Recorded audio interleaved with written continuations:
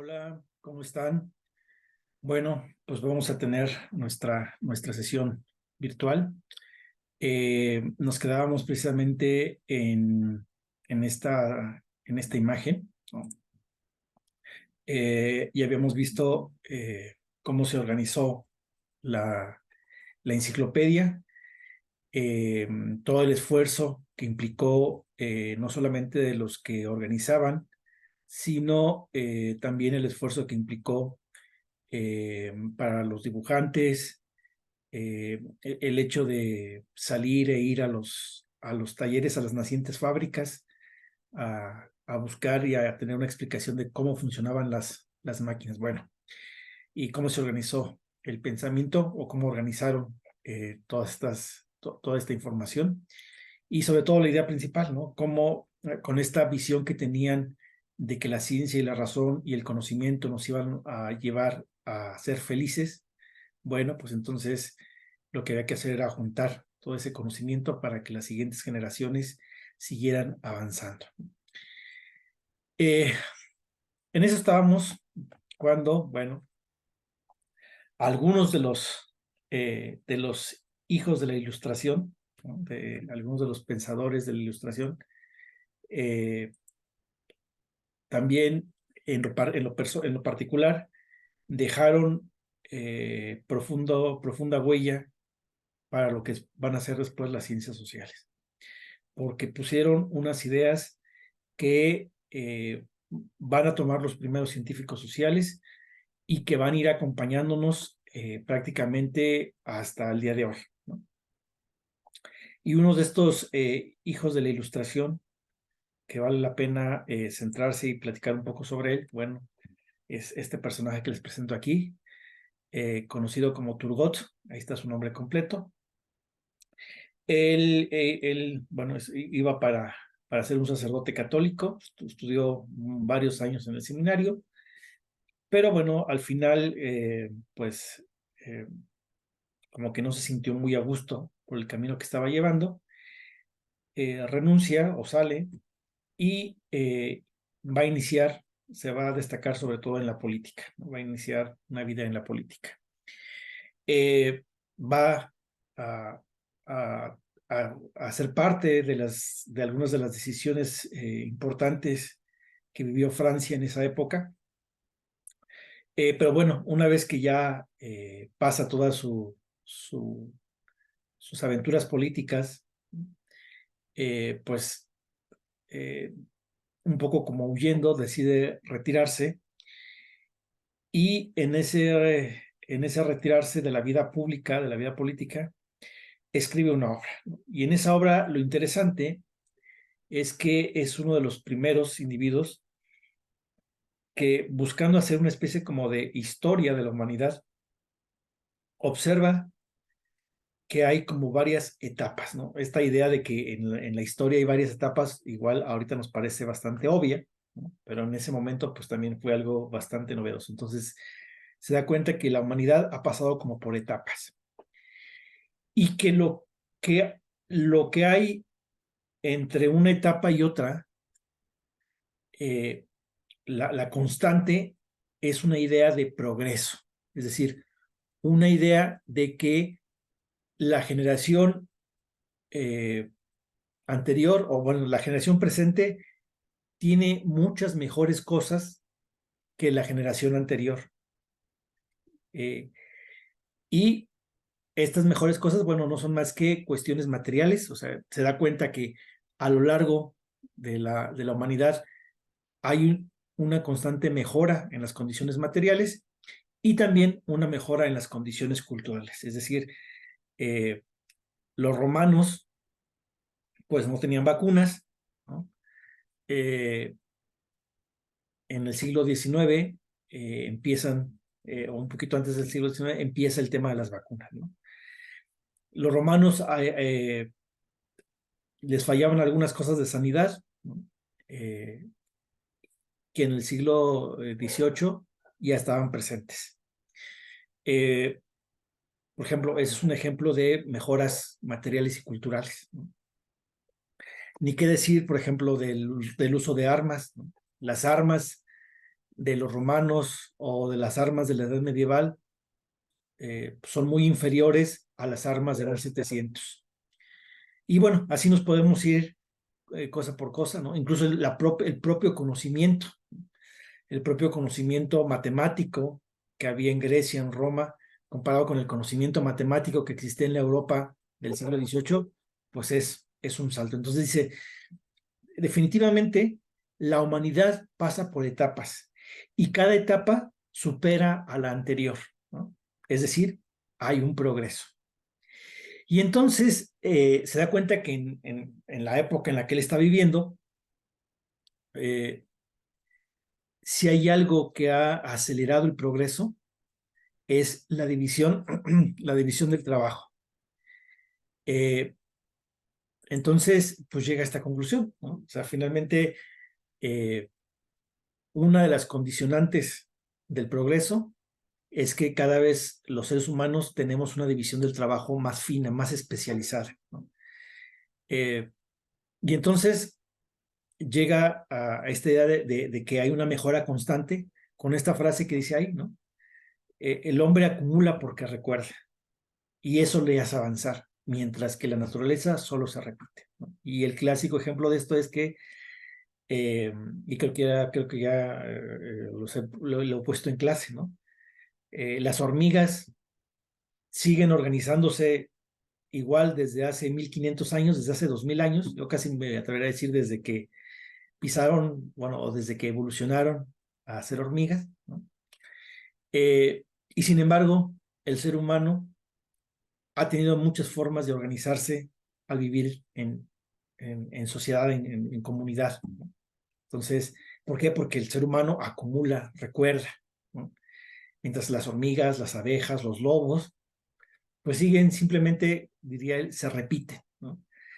Ciertamente, los lobos siempre han vivido en manada y siguen viviendo en manada, y hay alfas y hay betas y tienen una pequeña organización y pues siguen siendo básicamente, la forma de organizarse sigue siendo básicamente la misma.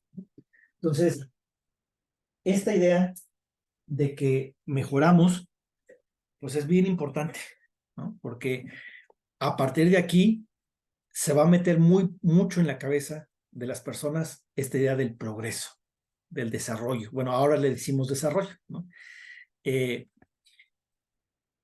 Y bueno, nos va a acompañar, nos acompaña, ¿no? Que pues, baste escuchar a los políticos, ¿no? Cómo nos hablan del progreso, del desarrollo, independientemente del partido que sea, ¿no?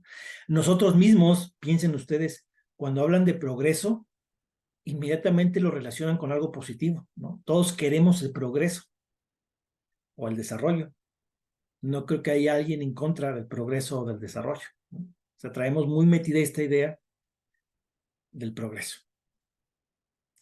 Y bueno, esto se inserta precisamente con Turgot, ¿no? Turgot es el que nos muestra este camino, ¿no? ¿Y por qué es importante el progreso? Bueno, porque el progreso finalmente nos genera una mayor libertad, ¿no? Entonces, Turgot va a encadenar estos dos conceptos, progreso y libertad, ¿no? Entonces, por lo tanto, dice, si lo que queremos una de las aspiraciones del ser humano es la libertad, pues necesariamente tiene que haber progreso, porque sin progreso no podemos llegar a la libertad, ¿no? Y también el progreso, dice, nos lleva, no solamente nos hace mejores en cuanto que tenemos más conocimientos y más dominio sobre la naturaleza, sino que también nos iguala. Y entonces, por lo tanto, también nos saca de la barbarie, nos hace que seamos seres humanos más plenos, más completos, ¿no? Nos va quitando esta parte de animalidad, bestialidad que tenemos, ¿no? Entonces, por lo tanto, si el progreso trae tantas cosas buenas, la conclusión sería, debemos expandir el progreso, tenemos que progresar, tenemos que avanzar, y todos aquellos que se opongan al progreso tienen que, bueno, o son convencidos o son aniquilados, ¿no? Y esta idea del progreso, bueno, por ejemplo, se usó, entre otras cosas, para justificar, por ejemplo, la colonización de África, ¿no? O para reafirmar la colonización de África. ¿Por qué bueno, decían los europeos, ¿por qué colonizamos África? Porque llevamos el progreso, ¿no?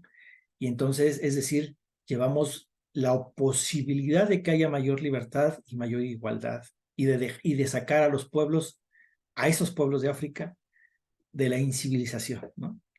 Entonces, para que vean ustedes cómo esta idea que Turgot la maneja en un contexto, bueno, sirve para justificar muchas otras cosas, ¿no? Y ahí es cuando, eh, pues, nuestro sentido crítico debería ponerse como muy, muy crítico, ¿no?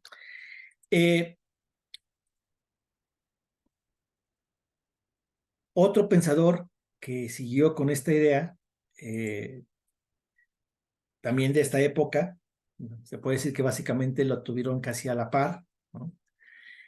Fue Nicolás de Condorcet, ¿no? Condorcet, bueno, pues era un muy buen matemático. Se va a rodear, fíjense, de los grandes pensadores de la Ilustración, algunos de los enciclopedistas, ¿no? Condillac, el Diderot, que fue uno de los que impulsó la enciclopedia, Voltaire, que lo vamos a ver más adelante, el propio Turgot. Bueno, embebido de estas ideas, bueno, más bien, después de conocer a esos personajes y pasar, seguramente pasó noches platicando con ellos, comiendo, cenando en fiestas, ¿no? Eh, Va a criticar, él va a ser uno de los pocos que va a criticar los excesos de la Revolución Francesa y precisamente por eso tiene que huir, ¿no? Y en ese huir, en ese correr, pues en ese esconderse más bien, le va a dar tiempo para escribir un pequeño texto que se llama así, Bosquejo de un cuadro histórico de los progresos, fíjense, de los progresos del espíritu humano, ¿no? Entonces retoma esta idea del progreso y entonces nos va a decir lo mismo, ¿no?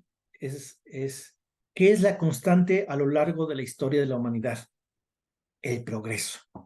¿Qué es lo que hace que los romanos superen a los griegos, el imperio bávaro supere o el gran imperio alemán o bávaro supere a los romanos, ¿no? Es el progreso. Entonces, por lo tanto, el progreso del espíritu, no el progreso del espíritu, es decir, el progreso de la inteligencia humana, ¿no? ¿Y cuál es su indicador de este progreso? ¿No? Pues que hay un mayor conocimiento. Entonces, volvemos al mismo punto, ¿no? Cada generación tiene un conocimiento mayor y más profundo que la anterior. Por lo tanto, progresa. Y también nos mete esta idea de que no existen los retrocesos, ¿no? O sea, pareciera que siempre vamos adelante, adelante, adelante, adelante, ¿no? Eh, no sé si ustedes se han preguntado si algún día podríamos retroceder, ¿no? Si algún día pasara algo que nos hiciera, por ejemplo, disminuir nuestras capacidades tecnológicas, ¿no?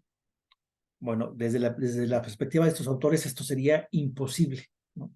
Porque estamos como condenados a ir siempre hacia adelante, ¿no? Eh, piénsenlo y lo platicamos en clase. Incluso piensen ustedes se han preguntado si nosotros, o pues bien nuestra generación, los que vivimos en el siglo XXI, tenemos mejores condiciones que los que viven en el siglo XX, digo que los que viven en el siglo XIX, y cómo podríamos ver si tenemos mejores o peores condiciones, ¿no? Eso, piénsenlo y lo platicamos en clase, ¿no? Entonces, ¿qué es lo que atenta contra el progreso? Pues las desigualdades, ¿no? En la medida que haya desigualdades, no puede haber progreso, por lo tanto, las desigualdades deben ser combatidas, ¿no? Y bueno, él, en esta idea de que hay etapas, pues considera que son 10 las etapas por las que ha pasado a la civilización humana, que esto pues ahorita no nos interesa, pero lo que sí nos interesa es que él llega a una de las ideas centrales de las ciencias sociales, el cambio social, ¿no? Es decir, de una etapa a otra hay cambios sociales, ¿no? De una generación a otra hay cambios. Y esto es el cambio social. Es un concepto muy necesario para explicar muchas de las situaciones que vivimos en nuestro mundo, ¿no? Entonces, él, sin mencionarlo, ya se da cuenta de este cambio social, ¿no? Ahora bien, si nosotros quisiéramos actualizar esta discusión en el siglo XXI, ¿no? Pues tendríamos que ver que, bueno, primero, como científicos sociales, no comprarnos la idea directamente del progreso. Ciertamente, en muchas cosas tenemos muchas más cosas que los que tenían nuestros antecesores, que las que tenían nuestros bisabuelos, tenemos unas calidades de vida distintas, pero incluso cuando hablamos de esto, la pregunta sería, ¿bajo qué criterios podemos decir que tenemos una mejor calidad de vida que nuestros ancestros, que nuestros bisabuelos, ¿no? Fíjense, o sea, lo que tenemos que pensar es bajo qué criterios podemos hacer estas afirmaciones, no solamente decirlas porque sí, ¿no? Evidentemente, si nosotros comparamos las vacunas que tenemos nosotros con las que tenían nuestros bisabuelos, podríamos decir, sí tenemos mejores condiciones, hay un mayor progreso.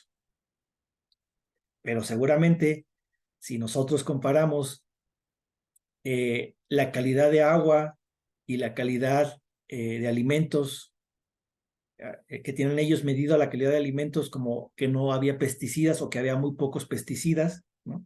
Y la cantidad de y la calidad de alimentos que nosotros comemos ahora, que se usan muchos pesticidas, entonces la pregunta es, ¿quién progresó? O sea, ¿quién vivía mejor, más bien dicho? ¿Ellos o nosotros? ¿No? Entonces, para que vean, hablar de progreso no se puede hablar así por así, ¿no? Yo siempre les digo, cuando hablamos de progreso y de desarrollo, tenemos la primera pregunta que tiene que hacerse cualquier científico social es, ¿desarrollo para qué? ¿Desarrollo para quién? Esas son las dos. Si algo nos enseñaron estos Turgot bueno, visto a la distancia, si algo podemos recuperar de Turgot y de Condorcet, es que no nos podemos comprar directamente el discurso del progreso y de la modernización y del desarrollo. Siempre, siempre preguntémonos, ¿progreso para qué? ¿Progreso para quién? Y yo agregaría progreso bajo qué criterios, ¿no? Bajo los criterios de simplemente acumular cosas, bajo los criterios de cuidar el medio ambiente, bajo qué criterios, ¿no? Entonces, pues vayanlo pensando y lo platicamos en clase. Bueno, entonces dejamos a Condorcet, dejamos a Turgot y entramos de lleno a otro gran pensador de esta época, conocido, bueno, tenía también un nombre medio larguito, ¿no? Conocido como Voltaire, ¿no? ¿Quién fue Voltaire? Bueno, él provenía de una familia acomodada, es educado en la orden de los jesuitas, por los sacerdotes jesuitas, ¿no? Nada más como contexto, ¿no? Los jesuitas, o parte de los jesuitas, bueno, es una orden religiosa católica, por ejemplo, son los sacerdotes que mataron en Chihuahua hace un poco más de un año, si no me equivoco, ustedes recordarán, o seguramente lo vieron, ¿no? Un chico, bueno, había un partido de fútbol o de béisbol, un partido, y estaba ahí un narcotraficante, las cosas se pusieron violentas, uno de esos, de los que estaba jugando, fue corriendo a esconderse a la iglesia, a la iglesia donde estaba una comunidad de jesuitas, un grupo de jesuitas, y pues mataron al chico y a los jesuitas, a los sacerdotes jesuitas. Bueno, esos son los jesuitas, ¿no? Eh, es una orden religiosa muy valorada por su esfuerzo por el conocimiento, ¿no? El Papa Francisco es de la orden jesuita, ¿no? Bueno, simplemente para ilustrarnos, para que nos demos una idea, ¿no? Bueno, Voltaire es educado hasta los 18, 19 años por jesuitas.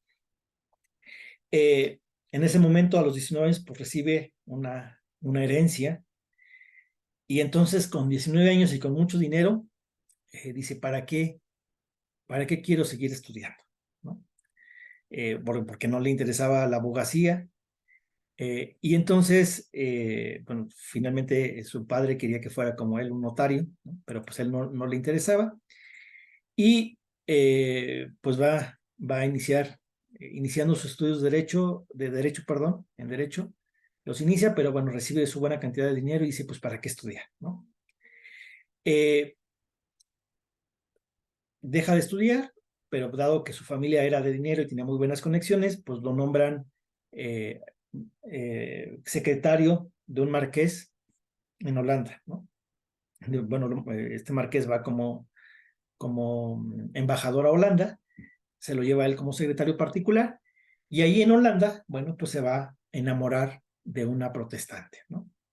Entonces, en ese momento de la historia, que un católico se enamorara de una protestante o al revés, ¿no? Pues era un escándalo, ¿no? Pues su familia inmediatamente lo manda a llamar desde Holanda, le dice, oye, a ver, ven para acá, ¿no? Porque aparte ya había como un compromiso para casarse. Y bueno, pues obviamente pues tiene que dejar a la holandesa protestante. Llega a París y bueno, en París, pues como le gustaba escribir, ¿no? Empieza a escribir en un periódico y hace un escrito en contra del regente. El regente era cuando un rey era chiquito, o sea, cuando tenía, antes de que cumpliera la mayoría de edad, pero, pero ya no había, o sea, cuando un rey todavía era menor de edad, pero ya tenía las funciones de rey, se le asignaba un regente que se le llamaba, alguien como que le aconsejara en tanto cuanto fuera mayor. Bueno, él va a escribir en contra del regente en turno y bueno, pues tiene que huir, ¿no? Tiene que, molesta a la gente y se tiene que huir tan tiene que huir que se traslada, va a llegar a Inglaterra y ahí en Inglaterra, pues queda fascinado por cómo estaba organizada de manera política y de manera social Inglaterra. Acuérdense que ellos ya habían pasado por Hobbes, bueno, más bien, todo lo que le ven, ¿se acuerdan cuando vimos a Hobbes, no? O sea, todo lo que le había tocado vivir a Hobbes, toda la sangre que se había derramado, ¿no? Pues obviamente ya los ingleses, pues ya habían construido un sistema político y un sistema social, pues de avanzada. Entonces, claro, llega Voltaire y se asombra de cómo son las cosas en Inglaterra y entonces escribe estas famosas cartas inglesas. Y pues va comparando, fíjense, ya en ese momento el absolutismo francés, ¿no? Francia todavía vivía bajo el absolutismo, y ve las libertades que se alcanzan en Inglaterra, ¿no? Entonces, pues bueno, el Parlamento no le gustan estas comparaciones que hace Voltaire, porque finalmente hacen quedar muy mal a Francia, ¿no? Y pues Voltaire tiene que volver a huir, ¿no? Lo protege esta marquesa, en la marquesa de Châtelet. Esta marquesa protegía mucho a los ilustrados, ¿no? Fue una mujer que recibió, bueno, que enviudó muy joven, recibió una gran herencia y le gustaba rodearse de gente intelectual y pues, acogió a Voltaire entre los varios que estaban ahí intelectuales, ¿no? Se dice, a manera de chisme, que Voltaire acabó siendo amante de la marquesa. Bueno, a manera de chisme, ahí se los pasó al costo, es irrelevante para nuestra clase. Y bueno, este grupo pues va a durar más o menos 15 años hasta que la marquesa muere, ¿no?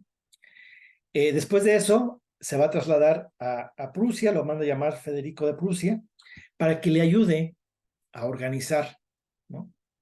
El gobierno de Prusia. ¿Por qué? Porque, bueno, estas cartas donde comparaba los gobiernos de Inglaterra y de Francia, bueno, le cayeron muy bien a Federico y dijo, oye, quiero que mi nación progrese, ¿no? Se modernice. Y qué mejor que tú, que has visto los dos modelos, y quiero que me des propuestas para que Rusia acabe siendo un país de progreso, ¿no? Eh, Años después, pues va a colaborar en la enciclopedia, que ya vimos todo el tema de la enciclopedia y la importancia que tiene. Y bueno, después de colaborar en la enciclopedia, ahora sí vienen aquellos aportes que nos llaman o que consideramos más relevantes, ¿no? Para las ciencias sociales. Creo que en clase ya había surgido la palabra eurocentrismo. Y entonces él, sin existir esa palabra todavía, va a criticar esta actitud del eurocentrismo, ¿no? Va a escribir un ensayo sobre la historia. Y entonces ahí nos deja unas cosas bien interesantes. Dice, hasta este momento, los historiadores se han fijado solamente en los reyes, pero esa no puede ser la historia. La historia no puede ser solamente sobre grandes personajes o grandes reyes. La historia tiene que ser sobre todo sobre las civilizaciones, ¿no? ¿Y qué implica decir que es sobre las civilizaciones? Bueno, implica decir que los historiadores tienen que dar cuenta de las costumbres, de las tradiciones, de las formas de pensar, de las formas de comer que tiene un pueblo. Entonces, si alguien quiere hacer historia, tiene que revisar cómo vive la gente, ¿no? Más allá de solamente hablar de los logros de ciertos personajes, ¿no? Entonces, eso es lo primero. Lo segundo, bueno, con esto a los científicos sociales, pues nos abre un mundo de posibilidades, ¿no? Porque finalmente muchas de las cosas que hacemos en cuanto a científicos sociales, pues es observar, entender las prácticas sociales, ¿no? Entender lo que son las mentalidades de las personas o de los grupos sociales, las ideas, los imaginarios, ahora le llamamos imaginarios de las personas, de los grupos sociales, ¿no? Las tradiciones.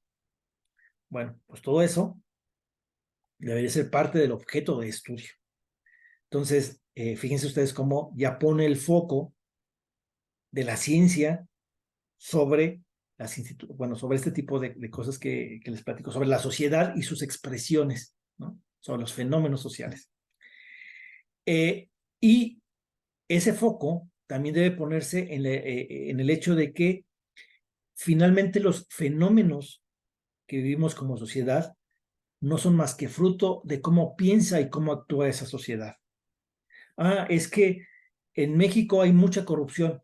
Ah, pues entonces, una de las cosas es, una de las cosas para entender por qué hay tanta corrupción en México es cómo como sociedad permitimos la corrupción, cómo como sociedad reproducimos la corrupción.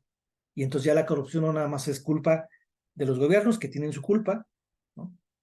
Pero finalmente los gobiernos emanan del pueblo o de la sociedad. Por lo tanto, debemos entender cómo piensa esa sociedad de la corrupción, cómo actúa esa sociedad en la corrupción. Ah, es que en México es muy violento.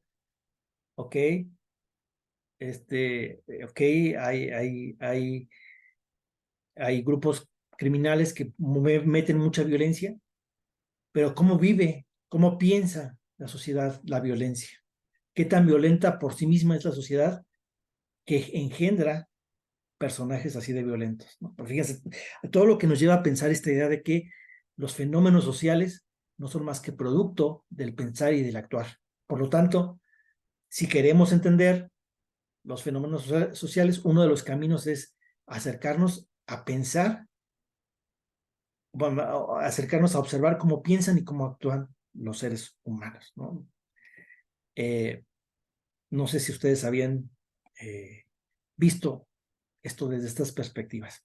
Ah, bueno, y volviendo al tema del eurocentrismo, bueno, él critica esta idea del eurocentrismo sin que todavía existiera la palabra, porque dice, finalmente, si vemos a lo largo de la historia, la civilización judeocristiana, que es la civilización a la que nosotros pertenecemos, simplemente ha sido una de tantas civilizaciones que ha conocido el mundo, ¿no? Está la civilización china, bueno, si nos vamos cronológicamente, está la civilización de Babilonia, la gran civilización de Egipto, la civilización de los griegos, la civilización china, todo lo que empezó a hacer la civilización mongola, la que acabó siendo Rusia, ¿no? Las civilizaciones africanas, en América, los mayas, los aztecas, o sea, las grandes civilizaciones mayas, aztecas, los de Perú, ¿cómo se llama? Los incas, ¿no? Entonces dice, en esa gran cantidad de civilizaciones, pues la civilización judeocristiana es una más, ¿no? Su papel es modesto, dice él, es modesto dentro de la historia universal. Y entonces eso con eso vamos desmontando un poquito la idea del eurocentrismo, es decir, eh, el hecho, o sea, no podemos agotar nuestro pensamiento pensando desde Europa, ¿no? Entonces, está bien, o sea, tampoco lo denigramos, o sea, es mucha riqueza la que nos legó, bueno, tan riqueza que nos legó Europa que nos entendemos en español, ¿no?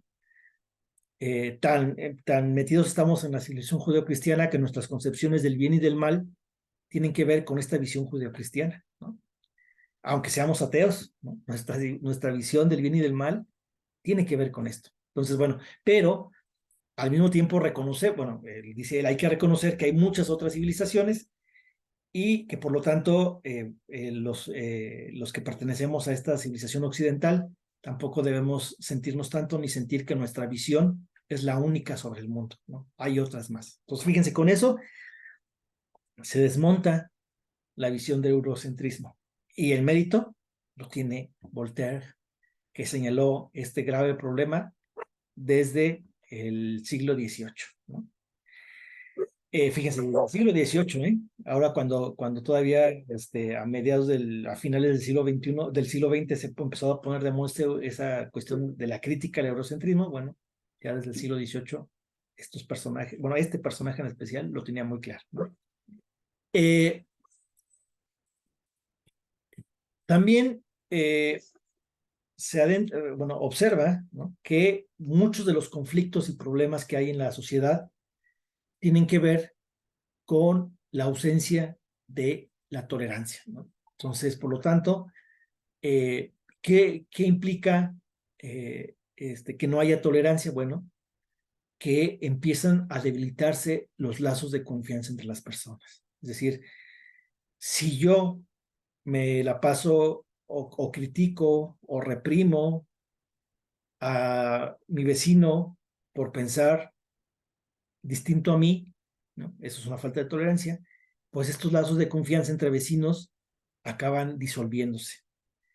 Y entonces, si se disuelven los lazos de confianza, este concepto de cohesión social, que ya es muy de nuestra época, no puede existir. Y una sociedad sin cohesión social es una sociedad destinada a desaparecer, ¿no? Entonces, por lo tanto, para que no estés la importancia del tema de la tolerancia. O sea, no nada más es una cuestión de ética, sino incluso es una cuestión que permite fortalecer los lazos en una sociedad, ¿no? Y bueno, pues él parte de esta idea de que pues nadie tiene la verdad, ¿no? Y por lo tanto, como nadie puede arroparse la verdad, pues entonces nos tenemos que reconocer que cometemos errores, que somos limitados, y por lo tanto, si yo me reconozco limitado y que cometo errores, pues yo quisiera la benevolencia de mi prójimo, de mi próximo, del que está a mi lado.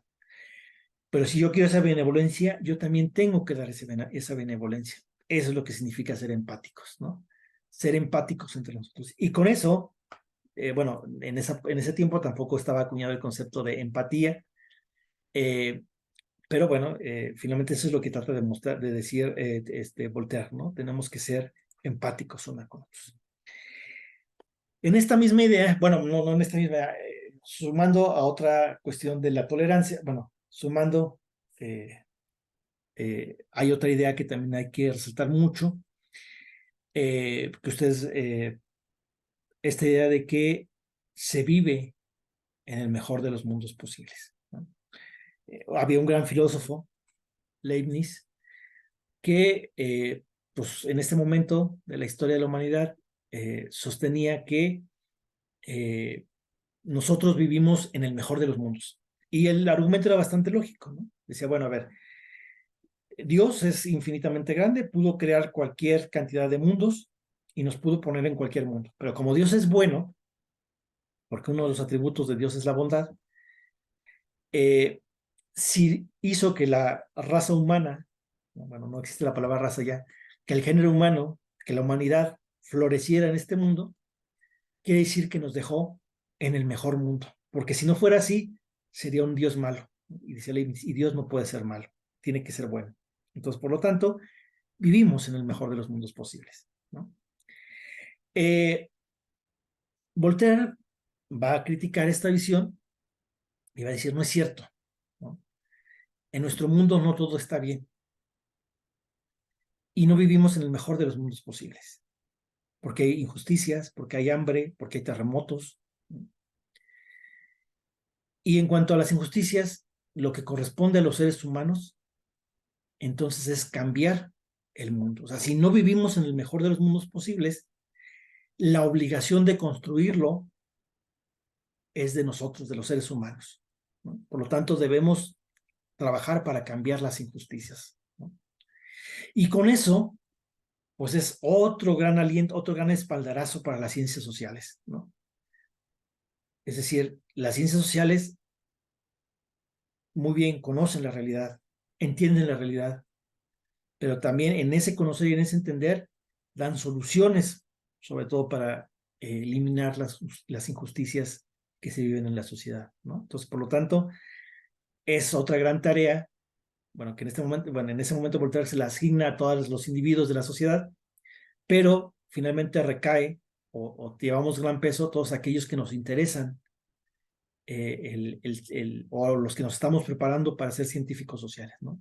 Independientemente de que vayamos a relaciones internacionales o a políticas o a comunicación o a sociología, finalmente acuérdense, compartimos el tronco común de las ciencias sociales, ¿no? Y por lo tanto, asumimos, ¿no?, esta idea de que tenemos la obligación de trabajar por el mejor de los mundos posibles, ¿no? Fíjense qué potente mensaje nos deja Voltaire, ¿no? Que nos interpela y pues sí nos interpela, ¿no? Y entonces, por lo tanto, con esta idea, lo que hace Voltaire es decir, el ser humano tiene capacidad para cambiar y transformar las realidades, ¿no?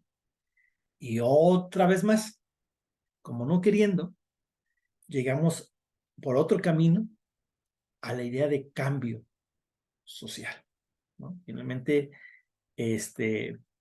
nos volvemos a topar con este concepto, el de cambio social, ¿no? Ahora, ese cambio es propiciado o en gran medida es responsabilidad de nosotros como seres humanos, ¿no? Eh, Creo que son bastantes cosas que hemos pensado y reflexionado, ¿no? Lo bueno de este video es que ustedes lo pueden regresar y pensar cada una de estas ideas con más tranquilidad. Y entonces, bueno, concluyendo un poco el tema, o concluyendo el tema, eh, esta idea que nos legan los ilustrados de que el progreso es el camino y meta de la humanidad, ¿no? Porque el progreso, dicen ellos, nos va a llevar a la libertad y a la igualdad, ¿no? Y bueno, esta es la idea de los ilustrados, ¿no? Acuérdense, nosotros tenemos que pensar, ¿realmente el progreso nos ha hecho más libres y más iguales? Y para responder esa pregunta tendremos que pensar qué indicadores tengo para decir eso, qué cosas concretas tengo para decir y poder medir si realmente somos más libres o más iguales, ¿no? La idea de que la tolerancia debe estar en el centro de todas las sociedades, ¿no? Debemos ser tolerantes, más no mensos, tolerantes. Debemos tener esta benevolencia de unos con otros, sabiéndonos que no tenemos la libertad absoluta, ¿no? Nadie tiene la libertad absoluta, ningún grupo social tiene la libertad absoluta, por lo tanto, los distintos grupos sociales tenemos que ser tolerantes unos con otros, ¿no? Fíjense qué fuerte es lo que estoy diciendo, porque hay, claro, hay grupos sociales que se arropan, que ellos tienen la verdad, ¿no? Y bueno, que la inteligencia humana tiene esta capacidad de explicar la historia y los fenómenos sociales. ¿Por qué vivimos en una sociedad como esta y no en otra? ¿Por qué padecemos estos fenómenos sociales? ¿Por qué padecemos la violencia? Pensando en México. Bueno, eso lo podemos explicar a través de nuestra capacidad, de nuestra inteligencia, ¿no? Y revisando el propio actuar y pensar de las sociedades con respecto a ese tema en específico y más temas, ¿no? Entonces, esta idea de que nosotros podemos investigar, conocer, ¿no? La gran pregunta que se van a hacer a partir de este momento es cómo se puede aplicar ese método científico que viene de las ciencias naturales al estudio de las sociedades humanas, ¿no? Y cómo esa aplicación de ese método científico nos puede llevar al progreso. Fíjense, aquí está la idea de progreso, nos puede llevar al progreso y al incremento de la felicidad. A partir de este momento, todos los que piensen lo social se van a enfrentar a estas preguntas, ¿no? ¿Con qué método o bajo qué método científico adaptado podemos llegar al progreso y al incremento de la felicidad? Eh, y finalmente esta idea de que pues no vivimos en el mejor de los mundos posibles y que por lo tanto es nuestra responsabilidad como generaciones irlo construyendo. Es una responsabilidad que recayó en tus bisabuelos, en tus abuelos y que ahora recae en nosotros como generación, ¿no? Y la pregunta es, bueno, ¿qué estamos haciendo? Ahí se las dejo yo de tarea también para que la platiquemos en clase. ¿Qué estamos haciendo como generación para construir el mejor de los mundos posibles? Bueno, pues le dejamos hasta aquí. Creo que ya hay bastantes cosas para compartir, digo, para pensar y para discutir en clase. Espero que en clase vamos a platicar un poquito más a profundidad, ya no sobre esto, sobre las respuestas que ustedes me den a todo lo que yo les he planteado, ¿sale? Entonces, para que ahí las lleven y podamos tener una discusión muy provechosa. Bueno, que pasen un excelente día.